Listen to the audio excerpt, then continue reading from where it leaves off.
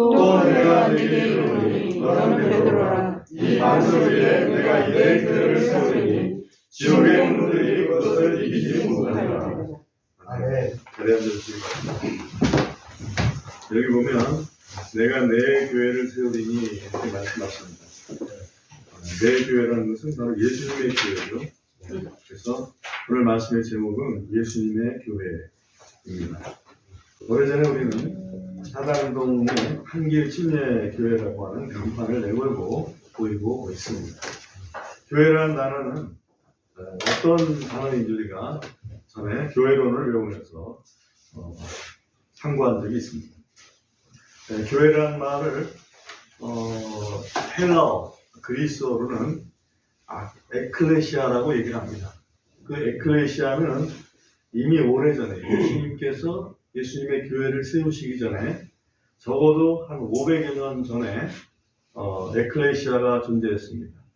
그 에클레시아가 뭐였었냐면은 그리스의 그 아테네라고 있습니다. 이 아테네에 시민들이면은 다 참여해야 되는 회의가 있습니다. 그거를 시민의회, 또는 민회라고 얘기를 하는데 그 민회에 자격을 가진 사람들을 또 시민이라고 하고 그 민회를 일컬어서 에클레시아다 이렇게 얘기를 했습니다. 민회. 그러면 그 아테네의 그 시민의회에서는 무엇을 했는가라고 역사를 좀 살펴보니 그 사람들은 여러 가지 중요한 의사결정을 했습니다. 그리고 어찌 보면 최고의 입법기관, 지금으로 보면 국회 역할을 했던 거죠. 그리고 거기에서 또 군사 지휘관도 선출하고 치안 관리도 선출하고 하는 그런 역할도 했습니다. 대단히 중요한 역할을 했죠. 그리고 또한 그 위에 하나의 그 기관이라고 할 수 있는 어찌 보면 원로원 또는 평의회라고 할 수 있는 그런 그 회원들을 그쪽에서 뽑는 일도 했습니다. 그러니까 에클레시아 하면 아테네 시민이면 무조건 그것도 시민 남자면은 무조건 그 에클레시아가 됩니다. 아테네의 에클레시아. 그렇다면 주님의 에클레시아라고 그러면 어떤 의미가 있을까 한번 생각을 해봅니다. 예수님의 에클레시아. 그러면 아테네의 에클레시아가 아니라 예수님의 에클레시아니까 뭔가 자격이 주어지려면 하나님의 백성, 예수님을 믿고 구원받은 사람들이어야 되겠죠. 그러니까 예수님을 믿고 구원받은 사람들이면 에클레시아의 자격이 주어집니다. 그리고 그 아테네 에클레시아를 보니까 그 자격이 주어졌는데도 활동하지 않으면 아주 혼을 나게 되어 있습니다. 근데 우리 교회는 그렇지 않잖아요. 그죠? 활동을 하지 않아도 혼이 안 납니다. 이것이 문제입니다. 그러므로 예수님의 에클레시아는 예수님의 제자들의 모임이다. 이렇게 볼 수 있습니다. 예수님의 교회는 예수님의 제자들의 모임입니다. 이 제자가 된 사람들, 이 에클레시아는 반드시 참여를 해야 된다. 그죠? 특별히 그 당시에 보면 굉장히 그 안위와 관계된 국방, 치안 관련된 일을 처리했던 것처럼 우리 예수 그리스도의 교회는 영적인 전쟁에 관한 일들을 처리하는, 그거를 담당하는 그런 모임이다 이렇게 볼 수가 있을 것 같습니다.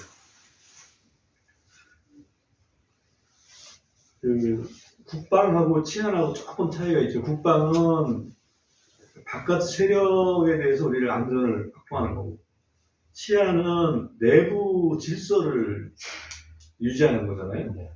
그래서 이 교회 역할은 두 가지를 다 한다. 하나는 외부의 영적 세력으로부터 우리를 보호해야 되는 일이 하나 있고, 또 하나는 내적으로 교회 내에 여러 가지 질서라든지 그런 문제들을 해결해 나가야 되는 그런 또 책임이 있다. 이렇게 볼 수가 있습니다. 본문에 오늘 다시 본문 한번 좀 여러분 관심을 한번 가져보시기 바랍니다. 또 내가 내게 이르노니 너는 베드로라. 이 반석 위에 내 교회를 세우리니 지옥의 문들이 그것을 이기지 못하리라. 이렇게 되어 있습니다. 예수님께서 예수님의 교회를 세운 곳은 반석 위라 이렇게 되어 있습니다. 반석 위에 세우겠다. 첫 번째. 두 번째는 그 예수님께서 세우신 교회는 지옥의 문들이 그것을 이기지 못한다. 그렇게 이제 되어 있습니다. 이게 어떤 의미일지를 좀 살펴봅니다. 우선 반석이라고 하는 말을 헬라 언어로 보면 페트라라고 얘기를 합니다. 그리고 베드로라고 할 때는 페트로스. 페트로스는 분명히 돌입니다. 돌. 반석에서 나온 하나의 작은 돌. 그를 베드로라고 얘기를 합니다. 그러면 교회라는 것은 반석에서 나온 돌 위에 세우는 게 아니라 반석이신 그리스도 위에 세우신다. 그리고 그 세워지는 그 재료들은 반석에서 떨어져 나온 돌들이다. 이렇게 볼 수가 있습니다. 이해가 되십니까? 네. 그래서 반석에 의해 세워지려면 그 교회는 적어도 몇 가지 특징들이 있다. 그걸 우리가 조금 더 살펴보겠습니다. 그 다음에 또 하나는 뭐냐면 지옥의 문들이 공격을 해옵니다. 그렇지만 지옥의 문들을 교회가 이겨냅니다. 그럼 지옥의 문이라는 게 무슨 뜻일까? 지옥의 문.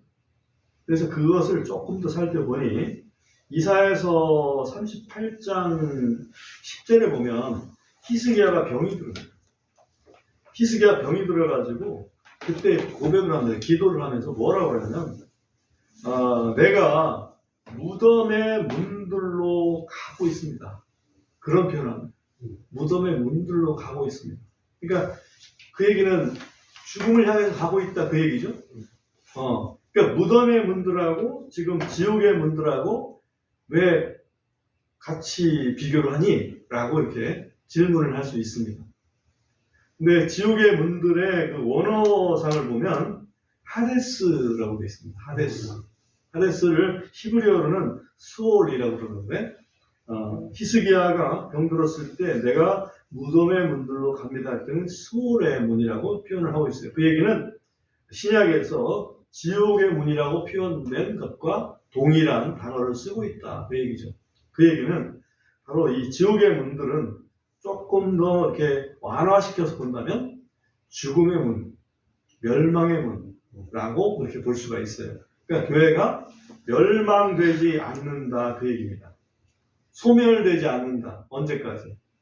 주님 오실 때까지 소멸되지 않습니다. 내가 세상 끝날까지 너희와 항상 함께 있으리라 말씀하셨잖아요. 그러니까 소멸되지 않아요. 주님 오실 때까지. 그래서 정리를 해보면 우선 예수님의 에클레시아라는 것은 예수님께서 세상에서 불러낸 사람들, 에클레시아라는 말 자체가 불러낸 사람들입니다. 세상에서 불러낸 사람들. 다시 말하면 하나님의 자녀들로 구성된 사람들의 모임. 그게 이제 에클레시아고, 이 에클레시아는 주님의 재림 때까지 결코 소멸되지 않는다. 중간에 없어질 수도 있을까요? 없어졌다가 다시 부활하는 것처럼. 그거는 이제 소멸됐다가 다시 부활한다. 이런 표현이 있어야 되는데, 그렇지 않습니다. 소멸하지 않습니다. 계속해서 영속된다. 자, 그러면 예수님 교회의 그 특징들을 몇 가지만 먼저 살펴봅니다. 5가지만 좀 살펴보려고 그러는데, 첫 번째는 예수님의 교회는 예수님의 피값으로 사셨다. 우리가 분명히 아는 것은 교회는 이 건물이 아니다라는 것은 확실하죠. 우리는 여러분 이미 그거는 너무 잘 알고 계시기 때문에 그거는 생략을 했습니다. 그 교회, 다시 말하면 우리의 영혼들을 예수님의 피값으로 사셨다. 사도행전 20장 28절에 보면 이렇게 말씀을 하고 있습니다. 사도행전 20장 28절에 보면 그러므로 너희 자신과 모든 양떼에게 주의를 기울이라. 이것은 에베소에 있는 장로들에게, 목사들에게 권면하는 사도 바울의 이야기입니다. 성령님께서 너희를 그들의 감독자로 삼으사 하나님의 교회, 곧 그분께서 자신의 피로 사신 교회를 먹이게 하셨느니라.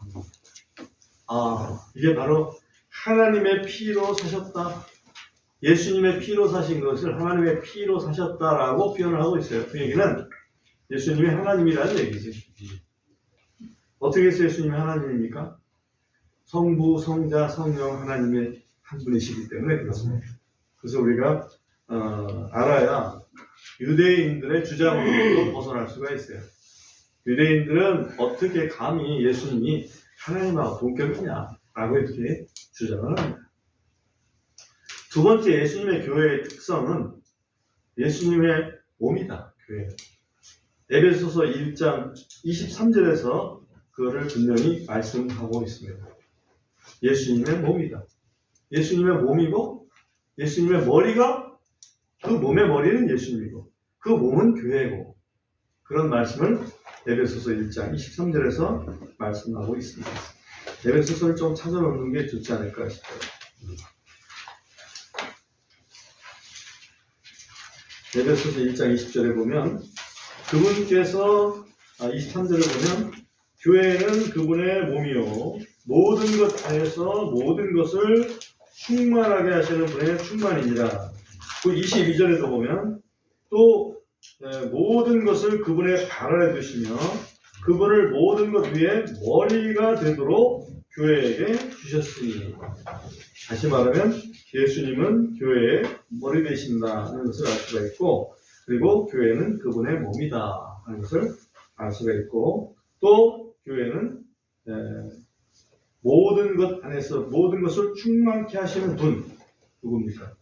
하나님이시죠. 하나님의 충만이다. 그게 바로 교회다. 이렇게 말씀하고 있어요. 세 번째 특징은 이 교회는 유대인이나 이방인이나 차별이 없는 하나님의 집이다. 이렇게 말씀을 하고 있습니다.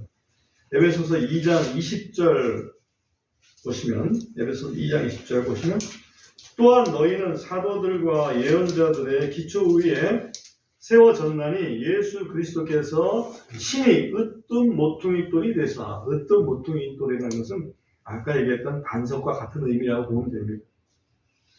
그분 안에서 모든 건물이 꼭 맞게 함께 뼈대를 맞추어 주 안에서 하나의 거룩한 전으로 자라가고 그분 안에서 너희도 성령을 통해 하나님의 거처로 함께 세워져 가느니라. 여기 함께라는 말은 바로 이스라엘 사람들과 함께라는 의미가 있습니다. 왜냐하면 에베소서 2장 지금 읽는 그 구절은 바로 우리가 이방인들이 어떤 위치에 있었나 하는 것을 설명하면서 사도들이 여기다가 가르치는 그런 내용입니다. 그러므로 교회는 유대인이나 이방인이나 차별 없이 하나님의 거처로 세워진 그런 단체가 바로 교회다. 이렇게 말씀을 드릴 수가 있고요. 네 번째는 이 교회는 영적인 집이다. 베드로전서 2장을 펴주시기 바랍니다. 베드로전서 2장 5절 보면 이렇게 되어 있습니다. 너희도 살아있는 돌들로서 하나의 영적인 집으로 세워지고 예수 그리스도로 말미암아 하나님께서 받으실 만한 영적 희생물들을 드리는 거룩한 제사장단이 되었도다. 여기 보면 우리 한 사람 한 사람이 살아있는 돌들이고 그 살아있는 돌들로 지어진 영적인 집이다. 이렇게 말씀을 하고 있어요. 그러므로 교회는 이렇게 시멘트 블록으로 지어진 건물이 아니라는 것은 분명합니다. 교회는 영적인 돌들, 다시 말하면 우리 영혼들로 지어진 하나님이 거하시는 영적인 집이다. 우리 한 사람 한 사람이 사실은 하나님이 거하셔야만 되죠. 그리고 전체적으로도 하나님이 거하신다. 두세 사람이 내 이름으로 모인 곳에는 나도 그들 중에 있느니라. 이런 말씀하셨죠. 그리고 예수님의 교회의 특징, 다섯 번째 특징은 오늘 우리가 암송성부에서 말씀드렸던, 우리가 읽었던 그 말씀대로 전체적으로는 그리스도의 몸이고 개별적으로는 몸의 지체들이다. 우리가 전체가 되면 그리스도의 몸이 되고 우리 한 사람 한 사람은 그 그리스도의 몸의 지체들이다. 지체들이라는 것은 그 몸에는 여러 가지 지체가 있습니다. 팔도 있고 다리도 있고, 그렇죠? 네. 그 속에 있는 심장도 있을 것이고 위장도 있을 것이고 눈도 있을 것이고 또 코도 있을 것이고 그런 그 지체들을 이야기합니다. 그러므로 교회에 있는 성도들이 다 동일할 수는 없습니다. 각각의 기능들이 있는 거죠. 그 기능을 위해서 성령께서 은사로 주신다라고 성경은 말씀하고 있습니다. 이것이 이제 계략적인 교회의 속성이다. 지금까지 봤을 때 속성은 교회는 영적인 집이고 영적으로 세워져야 되고 그리고 구원받은 한 영혼 한 영혼의 합이 바로 교회구나 하는 것을 일단 알 수 있습니다. 그 다음에 그러면 아테네의 에클레시아는 아테네의 어떤 일을 막기 위해서 그야말로 국민들의 안전과 또 치안을 또 공리를 위해서 이렇게 세워졌는데, 그렇다면 예수님의 교회는 그 사명이 무엇이냐 하는 거죠. 세상 가운데서 우리를 불러내셨는데 우리에게 주신 사명이 무엇이냐 하는 거죠. 그 세 가지는 우리가 전에 교회론에서 배웠지만 예수님이 행하신 그 세 가지 일과 동일합니다. 예수님은 이 땅에 계실 때 세 가지 일을 행하셨습니다. 영어로 하면 쉬운데요. Preaching, Teaching, Healing. Preaching이라는 것은 복음을 전하는 겁니다. 이 세상에 우리가 복음을 듣고 세상으로부터 불러냄을 당했잖아요. 그런 것처럼 복음을 전하면서 세상에 있는 나머지 사람들을 그리스도 안으로 불러내야 됩니다. 그것이 이제 첫 번째 사명입니다. 두 번째 사명은 teaching, 다시 말하면 가르침입니다. 뭘 가르쳐야 될까요? 진리를 가르쳐야 됩니다. 예수님께서 말씀하셨죠? 내가 너에게 분부한 모든 것을 가르치라. 내가 너에게 분부한 모든 것을 가르치라. 예수님께서 분부하신 일들이 여러 개가 있습니다. 그 중에 이제 명령으로 본다면, 반드시 의식으로 행해야 될 명령으로 본다면 최소한 두 가지는 있다. 교회 안에서 의식이 두 가지는 있어요. 하나는 침례, 주의 만찬. 이 두 가지는 예수님께서 특별하게 가르치시는 그런 그 명령 중에 하나입니다. 그 다음에 세 번째 교회의 사명은 힐링이다 이렇게 볼 수 있어요. 힐링이라는 것은 치유죠. 우리가 삶을 살아가면 이 세상에 살아가게 되는데 우리가 천국에 가면 문제가 전혀 없습니다. 근데 예수님께서 기도하실 때 아버지, 내가 기도하는 것은 저희를 세상에서 데려가시기를 기도하는 게 아닙니다. 세상에서 저희를 진리로 보존해 주옵소서. 그렇게 말씀을 하십니다. 우리가 세상에 사는 동안에 삶에 여러 가지 어려움들이 있을 것입니다. 그 어려움들, 영과 육과 혼의 어떤 그 병든 것들, 연약한 것들을 하나님께서는 치유해 주시기를 원합니다. 그래서 그 치유의 하나의 큰 것 중에 하나는 서로 사랑하는 겁니다. 서로 사랑하는 겁니다. 이것은 마음으로 서로를 치유해 줄 수가 있겠죠. 그 다음에 우리의 육신의 질병들도 하나님께서는 고치시길 원하십니다. 그 하나님의 뜻입니다. 우리가 병든 상태로 계속 머물러 있는 것은 하나님 기쁘시게 할 수가 없어요. 나병 환자가 예수님한테 와서 예수님, 당신의 뜻이면 나를 고쳐주십시오. 그렇게 물었을 때 내가 뜻하는 것. 번역에는 내가 원하는지 그렇게 이제 계획한 대로 돼 있죠. 영어로는 will. 내 뜻이라는 거죠. 그래서 하나님께서 우리는 건강 가운데 사는 것은 하나님의 뜻입니다. 그러지 못할 때는 우리가 뭔가 문제가 있다는 거죠. 이미 건강은 하늘에서는 이루어 주셨습니다.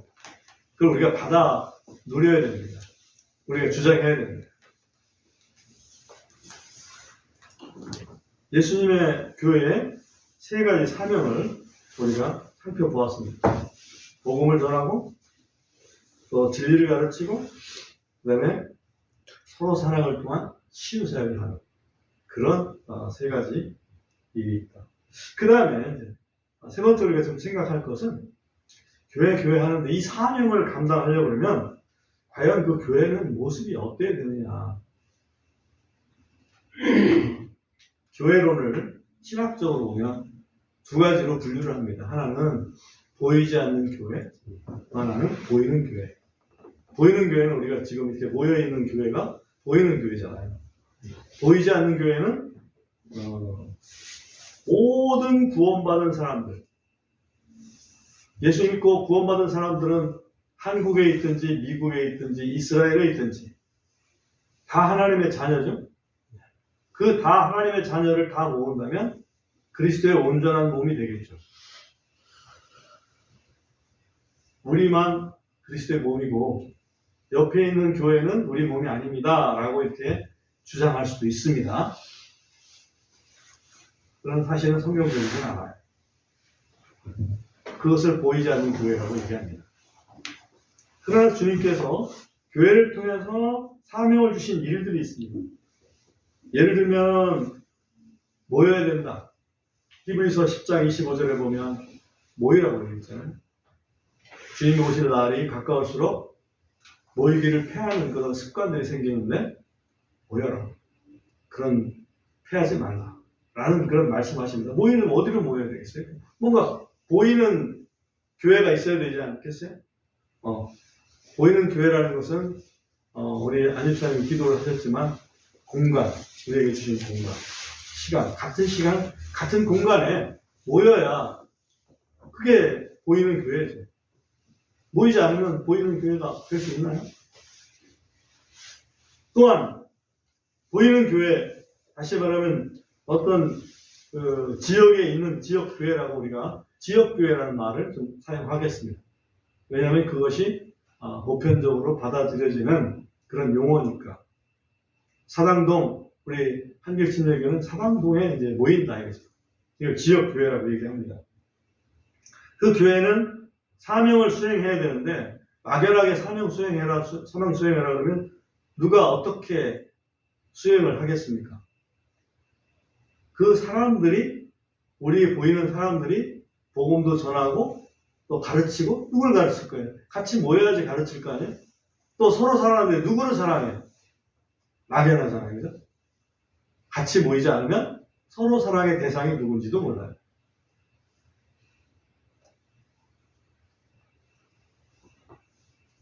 여러분들이 기도할 때 여러분의 가정을 위해서 또 성도들의 가정을 위해서 기도하는 줄 믿습니다. 그렇죠? 그런 기도의 대상이 결국은 여러분의 사랑의 대상이라고 볼 수 있어요. 그걸 구체화시켜주는 것이 바로 보이는 교회입니다. 그 다음에 교회는 또 성령께서 일꾼들을 세워주십니다. 그걸 어떻게 할 수 있느냐? 에베소서 4장 11절을 한번 보겠습니다. 에베소서는 교회론을 공부할 때 많이 언급이 됩니다. 왜냐하면 교회에 대해서 특히 많이 언급을 하고 있습니다. 에베소서 4장 11절에 보면 이렇게 되어 있습니다. 또 그분께서 더러는 사도들로, 더러는 예언자들로, 더러는 복음 전도자들로, 더러는 목사들과 교사들로 주셨으니. 이건 직분을 우리 주님께서 직분을 주신다. 특별히 사도, 예언자, 복음 전도자, 목사, 교사. 사도들은 지금은 없잖아요. 네. 예언자들은 간혹 있을 수 있어요. 그죠? 복음 전도자들은 요즘에 선교사들로 어떻게 보면 좀 대체됐다 이렇게 볼 수도 있고요. 근데 목사들, 교사들이 있습니다. 그러니까 목사들은 각 지역교회 목사들, 또 교사 역할도 사실은 목사들이 하는 거죠. 이렇게 이제 주어졌습니다. 왜 이 사람들 주어지냐면 12절에 보면 이것은 성도들을 완전하게 하고 사역의 직무를 행하게 하며 그리스도의 몸을 세우게 하려 하십니다. 그래서 이런 어떤 직분을 주시려면 뭔가 조직이 보여야지 직분이 있는 거지. 조직이 보이지 않는데 그게 무슨 직분이 필요하겠어요. 그죠? 네. 그러므로 성경에서 말하는 교회는, 예수님의 교회는 바로 보이는 교회를 기본적으로 의미합니다. 그 다음에 또 하나는 고린도전서 5장 13절을 한번 보겠습니다. 고린도전서 5장 13절.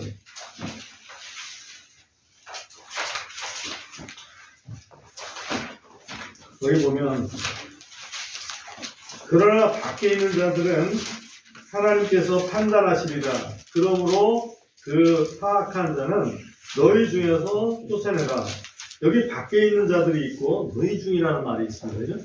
지금 이 서신은 고린도 지역 교회에 사도 바울이 편지하는 내용에 들어있는 겁니다. 그런 얘기는 밖에 있는 자들과 구별이 된다는 얘기는 그 고린도 지역 교회에 뭔가 그리스도인들이 이렇게 모여 있구나 하는 것을 알 수 있고요. 너희라는 말도 고린도에 있는 지역 교회 그 모임이라는 것을 알 수가 있습니다. 고린도 교회 편지하면서 로마에 있는 사람들에 대해서 얘기하겠습니까? 아니죠. 로마에 있는 사람들한테 자기들이 뭘 결정을 해서 교회에서는 나가라 뭐 이렇게 얘기하겠어요? 아니죠. 이런 것을 소위 친이라고 얘기를 합니다. 그러니까 지역 교회가 보이지 않으면 친이라는 것은 없습니다. 이것을 수행하기 위해서는 교회는 반드시 지역 교회가 된다. 그러니까 영적으로 보면, 크게 보면 예수 믿는 사람들은 전부 그리스도의 몸입니다. 하나에. 그죠? 보이지 않지만 영적으로 하나의 몸입니다. 그러나 예수님께서 주신 그 사명들을 감당하는 아는 그런 그 명령들을 이행하는 데는 보이는 교회여야만 된다 하는 것을 우리가 분명히 알 수 있습니다. 오늘 이제 마지막으로 한 가지만 더 말씀드리려고 하는데요. 여러분 그 찬송가에 보면 끝에 보면 교회 협약이라고 있습니다. 두 분을 다시 한번 펴주시기 바랍니다. 찬송가의 끝머리 부분에 교회 협약이라고 되어 있습니다. 교회 서약이라고 되어 있나요? 네, 교회 서약이라고 되어 있습니다. 그럼 펴주시기 바랍니다. 근데 이 내용은 제가 그 역사를 한번 쭉 살펴보니까 이걸 처음 작성한 그 연도가 1853년도더라고요. 그 전에는 교회 서약이라든지 또는 교회 협약이 좀 더 맞는 말인데 교회 협약이라고 표현을 하는 게 좋을 것 같아요.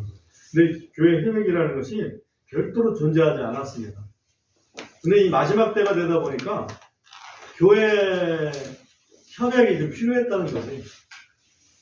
왜 필요했을까? 중구난방이라는 거예요. 그게 없으면. 그 교회 협약은 특히 지역교회에 꼭 필요한 겁니다.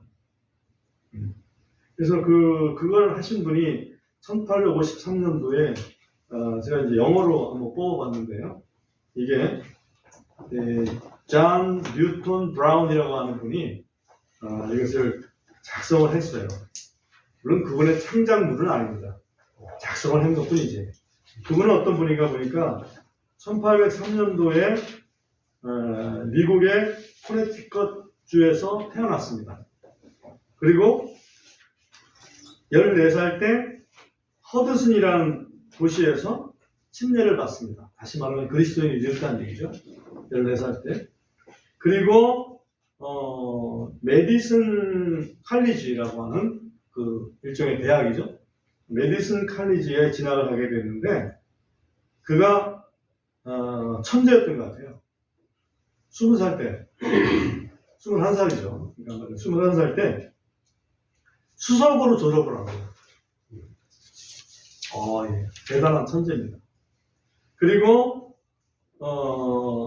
1827년도에 그러니까 만으로는 24살 때 목사가 됩니다. 말덴이라고 하는 매사추세츠주의 말덴 침례교회의 목사가 됩니다. 그리고 또 45년도에는 버지니아주에 있는 렉싱턴 침례교회의 목사가 됩니다. 정말 잘 나갔는데 병이 들었어요. 병이 들어가지고 40대 후반에 병이 들어서 목회직을 그만두고 그 다음에는 이제 출판하는 일을 하게 됩니다. 1853년도는 그가 목회직을 그만둔 후에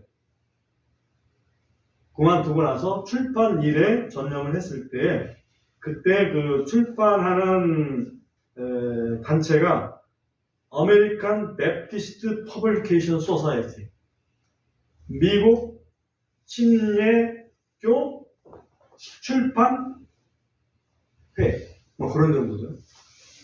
미국 침례교 출판회. 거기에서 이제 편집을 주로 했습니다.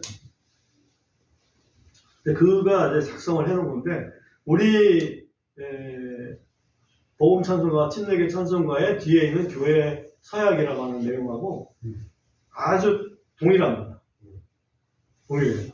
그래서 여기서 번역을 했구나 하는 것을 이해를 했고 거기 보면 교회 서약이라고 되어 있습니까? 네. 근데 이걸 본다면 카비넌트이기 때문에 이거는 언약이다 이렇게 번역을 하는 게 좀 정확합니다. 교회 언약이다. 그리고 그 단이 하나, 둘, 셋, 넷, 5단으로 되어 있어요. 그 첫 단, 둘째 단, 셋째 단, 넷째 단, 다섯째 단의 끝에 뭐라고 되어 있습니까? 서약합니다 되어 있죠? 네. 서약합니다 되어 있는데 영어로 보면 그 당시에 기록한 것은 engage라는 것은 약속합니다. 여러분 그 약혼식 있잖아요. 네. 그걸 engagement라고 하네. 세리머니. 그래서 engage라는 말은 서약이라는 말보다는 언약, 약속한다. 그게 좀 더 맞는 표현이고요. 약속합니다. 그리고 제가 왜 서약이라는 말을 좀 약간은 좀 이 거리를 두려고 하냐면 서약은 맹세잖아요. 네.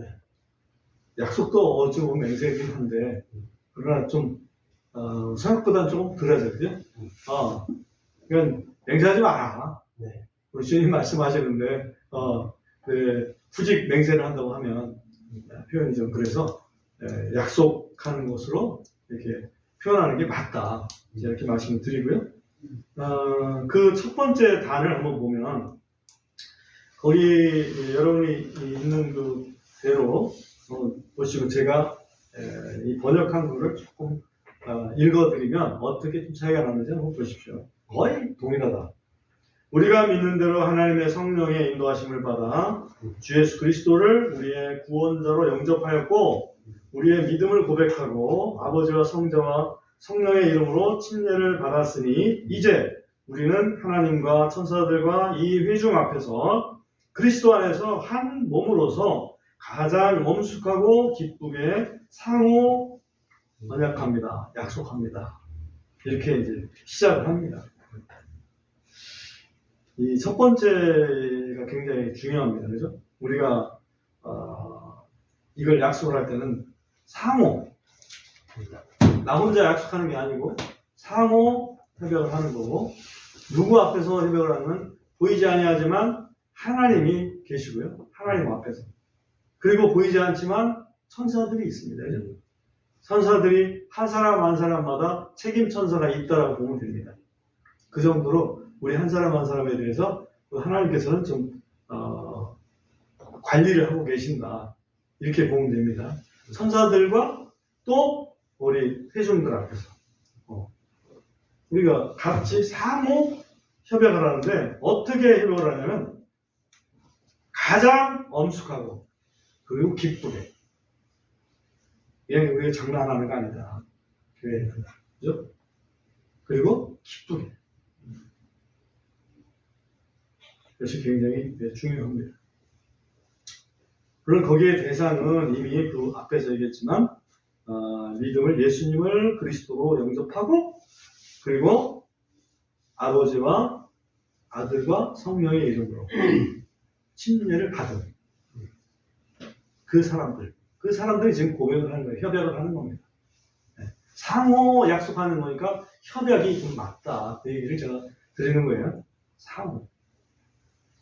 그 다음에 그런 그 기본 현재 뭘 약속하느냐? 4가지 약속합니다. 두 번째 땅, 세 번째 땅, 네 번째 땅, 다섯 번째 땅, 이 4가지 약속이에요. 그 첫 번째 약속이 뭐냐? 첫 번째 약속은 한마디로 하면 주님에게 주신 사명을 위해서 약속한다. 거기에 협력하기로. 첫 번째 약속을 제가 읽어봅니다. 그러므로 우리는 성령의 도움으로 그리스도인의 사랑 안에서 함께 걸으며 지식과 거룩함과 위로로 이 교회의 발전을 위해 노력하며 이 교회의 번영과 영성을 증진시키며 예배의 의식, 규율 및 교리를 유지하며 사역의 지원, 교회의 비용, 가난한 사람들의 구제와 모든 나라의 복음을 전파하는 일을 위해 기쁘게 정기적으로 기부할 것을 약속합니다. 교회의 유지 발전을 위해서 협력하겠다 하는 그런 약속입니다. 그죠? 네. 두 번째 딸은 어떤 약속이냐면 개인적인 거예요. 내가 교회적으로도 내가 약속하지만 개인적으로 나 개인이나 가족의 경건한 삶을 내가 살겠습니다. 이렇게 해주십니다. 우리는 또한 가족과 개인의 헌신을 유지하며 거기는 경건한 믿음 생활이라고 표현되어 있죠? 네. 영어로 보면 devotion으로 되어 있습니다. devotion이라는 건 헌신이죠. 그거를 이제 경건한 믿음 생활로 표현을 한 거라고 보면 돼요. 우리 아이들을 신앙적으로 교육하며 우리의 친척과 지인의 구원을 위해 애쓰며 세상에서 신중하게 걸으며 우리의 거래에 있어서 공정하고 우리의 약속에 있어 신실하며 우리의 행동에 있어서 모범이 되고 고자질, 중상모략, 과도한 분노를 피하며 취하게 하는 음료의 판매 및 음료로서의 사용을 금하며 그리고 우리 구주의 왕국을 발전시키려는 우리의 노력에 열심을 내기로 약속합니다.